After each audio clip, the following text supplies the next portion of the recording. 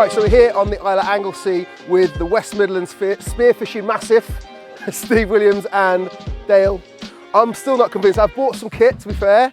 I probably will have a go, but like it's tea time, you know, so I might just cook some food while you guys go and try and catch something. What do you think we're going to catch? Wrasse, bass, pollock, flatfish, spider crabs. Hopefully might be a few lobsters around, being low tide. We're just going to have a good old mooch around. One of each of those would be sweet, please. All right, we'll do our best for you. For somebody who has no clue about spearfishing, what's the sort of fundamental differences? Obviously, you're going to get in the water. Proper hunter-gatherer. Right, yeah. To the extreme, you know, you're out there, we're physically swimming along the rocks and dropping down into gullies looking for the fish. Right. Sometimes they'll come to us, we get lucky and there'll be a shoal of bass come in and you can drop on them. So do you have to like sneak up on them, or are they just like... No, you'd be surprised, they're very inquisitive fish, so the bass will certainly come and have a look at you. And as long as you can get them within range, and visibility is massive. That's the key to all spearfish, having good visibility. Okay, sure. And we've got Nathan Davis joining us to cook as well, so we're in for a real treat. Michelin-starred fire chef, so he's probably going to put me to shame. What I normally cook you, mate, he's going to take it up a notch today. All right, sweet, man. Well, you jump in the sea, I'm going to go light a fire. A beer, mate? Yeah, come on. Cheers, man. Nice one. Right, cook some food. Got this massive chicken, which I'm thinking I kind of want fried chicken, but we've got the barbecue, so I'm going to make a rub with some rice flour and cook it indirect, but as hot as I possibly can. So this is like about to take off, I reckon, this Kamado. Well, it's hitting 250 now. By the time I prep that, I'm hoping it's going to be like 400 or something by the time I want to put this in. I'm going to put the deflector plate in, and obviously we're going to starve the oxygen there, so maybe bring it down to like 200, 250, but it should give us a really nice crispy skin. So with this, you're just going to do, take the bone out of it, or? Yeah, I'm just going to spatchcock it, I reckon. While you do this, shall I bang some vegetables together? Yeah, I reckon so. So you don't use salt really at all, do you? No, not really. Kind of cure things on seaweeds and that sort of stuff. So I've brought some seaweed with us, some dried stuff. So if we get some fish from the lads, we'll cure it overnight on that, and the salt that comes out of it is just next level, and it's so much more delicate. So I'll dress these with a bit of rapeseed oil, some garlic, and then I'll just go and take them over, chuck them over in the kadai, and then I'll just grill some banging veg while you're getting this ready. Grill those straight on the grill. Yeah. Now, some of them have been cut up in halves, but a lot of them are whole. Just keep moving them around. And the beautiful thing about that is the bowl's so big, isn't it? You can just move the fire. There's the rapeseed oil.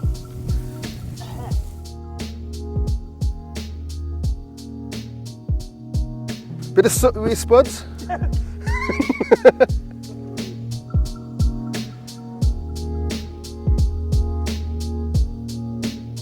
Just going to get some rapeseed oil on there, and this is really only to just help this mixture of the salt and the spices and the rice flour really grab it, because obviously you want crispy skin. If it's going to feel like fried chicken, you need to have loads of this coating on it. Paprika, some thyme, black pepper, some salt, a little bit of garlic powder, and let that, hopefully it's going to come out like a whole fried chicken almost. It's like air frying your chicken or air barbecuing your chicken indirect at a crazy heat is the next best thing. And then with a load of vegetables, you know, healthy, right? So this is absolutely raging now. It's like 350 degrees, which is like good, because once you obviously starve the oxygen with this deflector plate, it's going to drop significantly, and I want this skin to be crispy, and that ain't going to happen if it's like 150 or something. You need like at least 250. So I'm just gonna, I haven't really brought the right tools for the job as usual, and just whip those out. There, grab the deflector plate, carefully work that in, trying not to burn myself. Leave that just to breathe for a second whilst I get the chicken. I haven't set up the app yet. Just going to get the meat set up. Okay, so set up the cook. It's a whole chicken. Whole. Okay, it's saying 74. Happy days, we'll start to cook. There she goes, man. See you in, well, as long, I don't know, an hour, maybe, hopefully. It's skin dark. Yeah.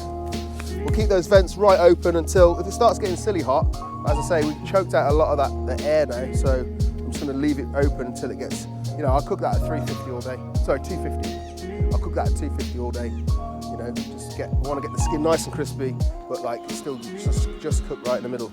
I'm on veg, so I'll just raid the cool box, and I think there's some banging veg in here, and we'll just put like a beautiful platter of grilled stuff and serve it next to that wicked chicken.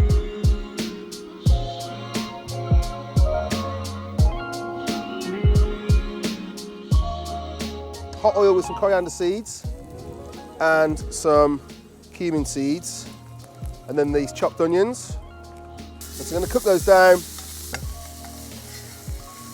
Brown prawns, African style. Lovely. It really gives a bit of a kind of a umami vibe going on. It's another level in this shito. It smells like katsuobushi you use for dashi, doesn't it? Yeah. It smells like the same, like dried and fermented. For sure, man. Smoked tuna belly. Makes sense. It's only $2.99. How much is the tuna belly? 50 quid. I met this guy, Quasi, the other day. He's just setting up this restaurant in London. It's sort of like a Pan-African, and he told me about this shito, and I've never made it before. So like, if there's any sort of Ghanaians watching this saying that's not fucking shito, I'm really sorry. All right, it's my first attempt. I'll get better. But like, I just like the concept of using the prawns and kind of cooking everything down to the sauce. So we're having a little go. I'm gonna put these charred peppers in as well. I'm gonna put the seeds and everything in. This is pretty rustic, and I want that extra heat. I'm gonna go in with that garlic and ginger. So, tomato puree. Bit of that. Just work those in. A shitload of rapeseed oil. Probably what, 4 or 5 tablespoons. Really just gonna get those spices and everything cooking down now. I'm gonna break this down more in the pestle and mortar once it's cooked out. So I've got this really naughty little idea. I'm gonna, once this oil's ticking away, I've got some like skin on peanuts that I'm gonna throw in there as well. Just to sort of pick up the last remnants of this shito in there. What would you do, like seriously though, could you think of something, an alternative to salt on these peanuts? I mean like, salt and peanuts are like peas and carrots, aren't they? When I cook stuff like nuts, like hazelnuts we use a lot of in the restaurant, and cob nuts, things like that, I always put them in a sieve. And then I just put that sieve over the top of the fire, right, and just like sieve them over the embers, and you get like all of the oil comes out of the hazelnuts or the peanuts or whatever it is we're doing.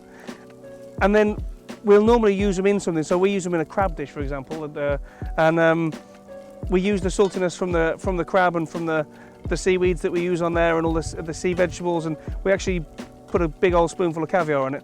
So you don't miss it. Yeah, If you were just going to eat them on their own, they'd probably be just like nicely toasted but a bit bland. But with everything being a whole dish for us, rather than this is going to be like a massive platter of wicked picky bits, it needs a bit more seasoning. But whereas for me, so you brought some caviar then? So I wish. You tight git. We've still got all the whole kind of spices in there. We want to break those down a bit. So I reckon I'm just going to spend a while just battering at this. You know, while it's warm, it will break down better, but it's starting to come round as sort of like a thick chutney kind of sauce, which is exactly how it looks when I've looked it up. As I say, I've never tried this. It's just inspired by Quasi the other day. Meat is saying we've got 9 minutes to go, 8 minutes to go now. I'm going to flip this over because I just want to just get a little bit more colour on the skin. It is feeling crispy, but I just feel like we just owe it a few minutes on that side. See, it's black underneath, right? But I'm not worried about that. I mentioned that earlier. You know, it's been protected by those bones. The skin, which is the bit we want, is perfect. I'll keep an eye on that because the last thing I want to do is knacker that at the last minute. But every couple of minutes, just check it. But it'd be really nice just to get a little bit more colour on there. If you know me, you know I never leave the home without a bottle of tahini. So I'm just going to season up these peanuts with a load of that. Okay, that is done, mate. Smells unbelievable. A little bit more than I'd like, but you know, Flavour. can't complain. Well, the point is, I know that it's cooked properly. You know, it's going to be just juicy.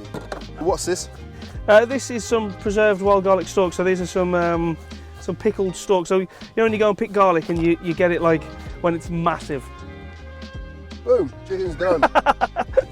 Sorry. So you just pick the stalks? So we pick the stalks, and I'm just chopping tons of them up because we'll just chuck them over those of them wicked veg that we've got there, because that little bad boy next to us.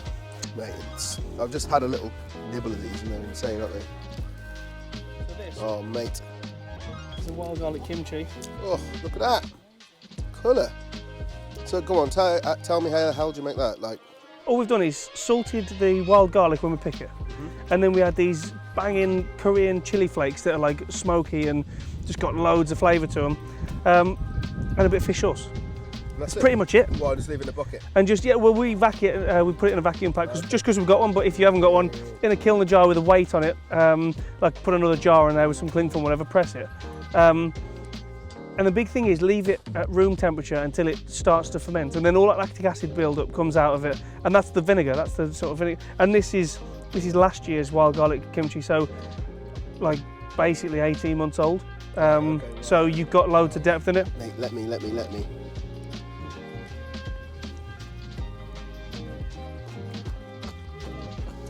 Whoa. That's fucking nuts, isn't it? Well good. Amazing. So what are we going to do with that then? The vegetables we've been grilling, I'm just going to put the vegetables down. We're just going to start taking them apart. There's a few spuds on there. There's some leeks. I'm just going to take out the outside. So we've cooked them until they've gone lovely and soft. And then the inside, I'm just going to slice them through the middle. We'll just peel the inside out, chop them up, chuck them on the board. Yeah, man. We'll have these grilled lemons. We've got some little baby aubergines because they look dead cool. Nothing to do with the way they taste.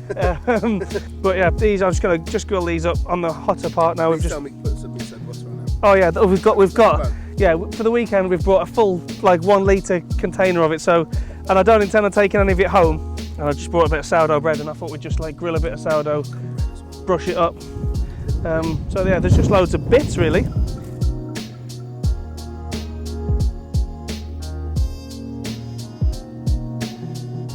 Is this the bread that you get in your restaurant? Because like that was my favourite thing about coming to, well, not my favourite thing, but one of my favourite things is you just get a whole loaf of bread, like Yeah, you know. this is the same one. So we just like you say, second course in, bang you a loaf of bread down and eat mate. as much or as little as you want really. For fat bastards like me, it's perfect.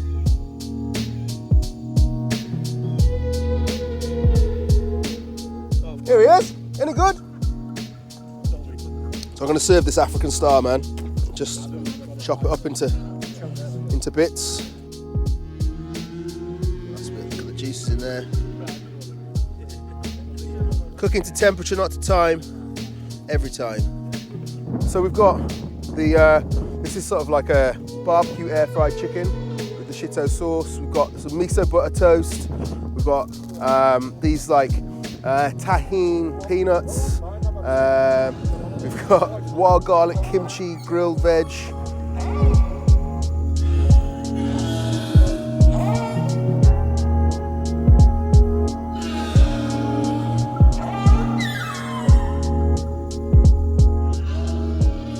So obviously we've eaten well now. The lads didn't catch anything spearfishing, so we're gonna have a go. We're nearly at high tide. We're gonna have a little go for a bass into dark. Fingers crossed there's something to cook tomorrow because it looks like the weather's gonna turn. So yeah, we're gonna have a go anyway. Wish us luck.